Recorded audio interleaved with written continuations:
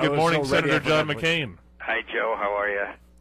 We're doing that's Joe. I'm Chris. So hi, Chris. How are that's you? Okay. I'm sorry I can't differentiate the voices. You know, after you do 27 interviews a day, you should know all this stuff. So listen, guys. Here we're trying to do the Lord's work in the city of Satan, and it's worse than ever. So,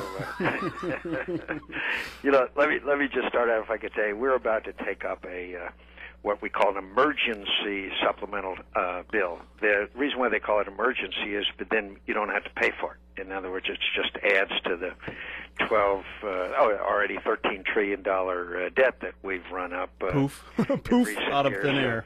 So this is an emergency. Let me give you a couple examples of what's in this emergency. Okay, there's part of it is $1.5 billion disaster relief for agriculture. There's $21 million in it for a Hawaiian sugarcane cooperative. $21 million for a Hawaiian sugarcane cooperative. And this is part of emergency stimulus? Emergency, yes. Okay. And $75 million for America's hard-pressed chicken producers. I mean, it's here we are in the worst economic situation that we've had since the Great Recession. Families in the city of Tucson are having to tighten their belts and make tough decisions. So we come up with a $300 billion, quote, emergency supplemental bill. Oh, by the way, there's $23 billion in it. I'm not making this up, okay, to avoid layoffs of public school teachers. Now, that's an emergency. I mean, so it's business as usual here in Washington. Meanwhile, outside of the Beltway, people are still hurting very badly, and we're mortgaging our children's futures in the most obscene fashion. Well, Senator, you have fought your entire career against earmarks, and it seems like these are the way the bills and appropriations make it down to states and sacred cows around the country.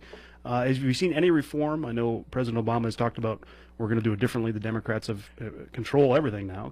Are they changing their role of earmarks? He made a proposal that would give him an opportunity to, it's a little complicated, but actually to get rid of some of this pork barrel spending. It is the same proposal, almost word for word, that he voted against in 2007 when he was a member of the United States Senate, and we tried to get it through this thing called enhanced rescission. In other words, so you could eliminate some of this pork and unnecessary spending. I'm glad he's just proven again that old adage, it's not where you stand, it's where you sit on an issue, you know. Well, the words are pretty, but the actions are ugly. And the only savior of this is what we call that crazy election day coming up in November. Well, that's exactly right. And there's going to be huge change. And I guess the reason why I bring this up to you, do you think that they're hearing the American people when they spend $21 million for a Hawaiian sugarcane cooperative? Well, by the way, the reason why that is, the chairman of the Appropriations Committee, the Money Committee, guess what, is Senator Inouye of Hawaii. Yeah. Well, that's why it's happened. Right. Well, it hits me that they don't feel too comfortable in this guy's re-election chances coming up in 12, okay? And to me, they hit me as kind of like they're almost like a one-way suicide bomber on that run. They're going to get as much crud done that they can in these 4 years, and and you guys can figure out how to fix it on the back end. And they may even have a little more urgency because in November, I think we all know there's going to be gains. The question is how large those gains are. Yeah, do you think there's enough to take both houses or one house? What do you think? Yeah, but I gotta give you some straight talk. Republicans have not figured it out that we've got to get a more positive message out. We can't be just against Obamacare and what the administration is doing. We've got to have a positive agenda. We spent too much money and much to our shame, and we were punished for it in the Bush years. And so I'm arguing vociferously amongst people in Republican circles that the number one item should be a balanced budget amendment to the Constitution of the United States. So we would have to make the same tough decisions that that the city of Tucson and Pima County are having to make. Right. Well, Joe and I have talked about, as we move through to November, the soul of the Republican Party, on which, where does the Republican Party, where does these candidates have to be? Because it seems like the more moderate you go through, rolling through, you lose. As Dennis Prager says, when a Democrat runs to the left, they lose, and when a Republican runs to the left, they lose. Well, there's huge frustration and anger out there, and so the people are angry, and they don't trust the the word that people are going to be different, and there is a polarization. Yeah. But they also there's a little bit of contradiction there because they also want to get something done. Right. You see what I mean? But the disconnect is what I think they're most angry about. How can we possibly, when nearly half the homes in Arizona are worth less than their mortgages, how can you possibly give $75 million to the chicken producers? How many homes would that? How many people would that help stay in their homes? And so, I think that's the part. I have never seen in the years that I have had the honor of serving a more angry and frustrated electorate, and that, as you mentioned, that's on both sides of the political spectrum. Joe and I have talked about recently also about the Pima County, State of Arizona Republican Party, and the National Republican Party. And this back to your positive agenda, the comment from before, getting in front on a PR basis, getting directly that communication to the folks out there that, with 1070 going on and the crud going on with the border and all these different things. When is that going to happen? Because we don't see it. Well, then one of the aspects of this bill coming up on the floor, there is amendments, and we are trying to get this elements of John Kyle's and my 10-point border security plan enacted, like getting troops to the border, like increasing the funding to complete the fence, like increased funding for UAVs so that they're 24 hours a day. In other words, we're trying to get these elements into this package, as well as the defense bill, which we are in the process of working up, which probably will be after the recess. We'll take that up. So we are trying to get some provisions to secure the border, because I think we are in agreement. You've got to secure the border first and then move on. Is there any dialogue? Comprehensive reform. Yeah, is there any conversation around comprehensive reform now that what Arizona did? Is it moving up the dialogue? Are they going to wait till after 2010? What do you think? I think the key is to make sure that the border is secured first. I'd hate to revisit history with you guys, but in the 80s, under Ronald Reagan, they gave amnesty to 3 million illegal immigrants and said, we'll secure the border.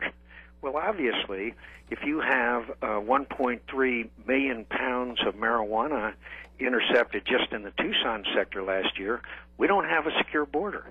And if you have 22,000 Mexican citizens killed in the last few years in this drug cartel struggle, then you'd better secure the border. Right. And so, no, I don't see it until we get the border secured. But you can secure the border, and you can do it fairly quickly. Senator, we have folks call in, listen to us online. Sure. A gentleman from Rhode Island. And I don't think they understand what it's like to be on the border that we see, the role of drugs and crime and things, narco trafficking. I mean, it's a whole different view from where we're sitting. Well, I think that's really so important. What I try to impress on my colleagues, our citizens in southern Arizona, where, by the way, apparently, if you apprehended 241,000 illegal immigrants in the Tucson sector last year, you do the math. That's about 1 million people who have crossed the border, right? Mm-hmm. That when people aren't safe in their homes, when they can't take their kids and leave them at the bus stop, when you have our wildlife refuges being just trashed and destroyed, they don't get it. They don't get that every American citizen has the right, has the obligation of government is to give them an environment that they can live and work and raise their families in a secure environment. I guarantee you, most of the limousine liberals that are opposing what we've done in Arizona have building security. They have, many of them go around with security of their own. They have a different lifestyle than our ranchers in the southern part of that's our why we had the Phoenix Suns coming out against 1070. I'm like, I know Steve Nash, I love you to death. You're one of my favorite basketball players, but you live in a gated community in Paradise Valley. You're not feeling the pain down there. There is that disconnect, and I'm a bit disappointed in them. Because I happen to see and I admire Amari Stoudemire. I hope he stays. I really asked him at a Suns game. He had a security guard with him, or a person, obviously, who was there for his security. I don't blame him. Yep. But average citizens obviously haven't got that the luxury. wherewithal to afford that. Hey, Senator, you talked about 20 years ago, Ronald Reagan, amnesty for illegals. We've been dealing just over the last 20 years. We've had mostly a Democrat Congress. We've had a couple of years in that first couple of years of the second Bush term where the Republicans had a little majority in both houses. So we've had all these combinations, but nothing's really ever gotten done on this border. What is the problem? In the last couple of years of the Bush administration, there was some improvements, belated improvements, and there has been some improvement. I mean, I can't argue that, but the president's budget for next year has an actual reduction in Border Patrol. We need the Guard on the border, and I'm told, and I know this for a fact from my visits to Mexico and my background in this, the presence of uniformed soldiers, guardsmen on the border, has an effect on the drug cartels, because in Mexico, the only institution that they fear is the Army. Mm-hmm. So just the fact that they would be there would have a good effect. And by the way, we learned a lot in Iraq about surveillance. The UAVs are very effective surveillance-wise, okay? Mm-hmm. And if you get them up 24 hours a day, that would have a very beneficial influence. It's got to be a combination of offensive surveillance and personnel, well, and it can be done. Anybody who says you can't secure your own borders, then you can't fulfill the obligation of government. President Bush was a border governor, so we understood the role of that in his state. Napolitano was a border governor here in Arizona. It seems like she got to D.C. and forgot. I think she's been everything with amnesia. Yeah, what goes on? That big smooch she gave to Calderon was just beautiful. What goes last on week. up there? And the statements that she's making now, in contrast to the statements she made as governor, are starkly contradictory. What it is she's being told by people at a higher pay grade than her to not do these things. Kyle and I, for over a year, have been asking for the Guard on the border. We wrote her again in April. Again, we haven't even got an answer. Hey, John, we had City Councilman Shirley Scott on the air a couple of Fridays ago, and they, of course, are suing the state of Arizona about 1070. And we said to her, and it just hit me, and it started this whole conversation about, has the city of Tucson ever officially passed a resolution? Because everyone says it's a federal problem. It's a federal problem. We had Antonori and Steve Farley at our debate a couple of weeks ago, and they both agreed federal problem. Okay. Or California mayors, or any of them. I mean, many of them said, look, we don't like what you're doing, Arizona, but we want... So the thing is, I said, has the city of Tucson ever passed a resolution demanding from their federal officials, John McCain, John Kyle, Gabby Giffords, to fix it? And none of them ever have. You know what I mean? And it just blows my mind. The other question I think you should ask is, what part of that law do you think is unconstitutional or illegal? And have you looked at the Mexican law about immigration? We played that soundbite from Calderon on Wolf Blitzer.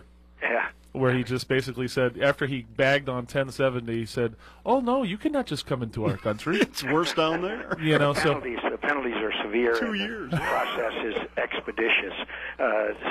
And again, what we're hearing now is really kind of an admission that the law is constitutional, because if you heard in the last few days, the guy in charge of ICE says they may not take the people.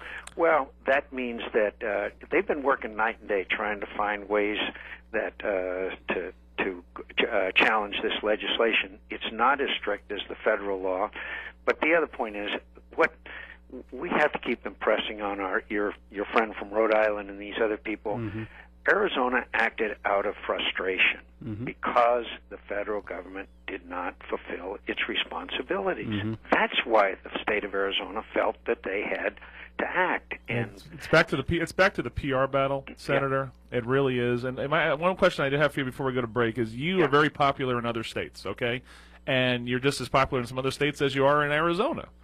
What is your in relation to using that in relation to this boycott that our good friend Raul called for? What can you do with that popularity in other states to help kind of mitigate the Raul damage? I've tried to do everything I can, and in fact, talk shows in other cities and around the country to say, look, please read our bill. Please understand, just as you and I were discussing earlier, the plight of the people in my state.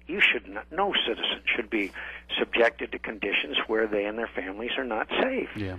And the drugs aren't stopping in Arizona. They're going all over the country. and the drug cartels are now using the quote Central Corridor as the main way of moving drugs and into the United States of America. Mm-hmm. So I try to explain it to them, and frankly, you guys are winning. We're winning. 60 to 70 to 80% of the American people, depending on how the question is asked, say they support the Arizona law, and many of them are saying they should have that law in their own states. Mm-hmm. Hey, Senator, we need to go pay a couple of bills. Can you hold on for a couple of seconds? Sure. We're going to do a little rapid fire with some calls from some guests. Sure. All right, thank you for calling in. Hold on for just a couple minutes. We got Senator John McCain calling in from D.C. Joe and Alexander, let's get right back to our special guest, Senator John McCain. Good morning, Senator. Welcome back, sir. I'm glad to be with you guys, and I just want to mention to you again that in this emergency spending, Build America bonds, $24 billion, health care for unemployed, $7.8 billion, payments to minority farmers, $4.6 billion, welfare payments, $2.8 billion, aid to localities, $2.8 billion, disaster relief for farmers, $1.5 billion, low-income housing, $1.1 billion, summer jobs, $1.0 billion, small business loans, $0.5. All of those labeled emergency. Mm.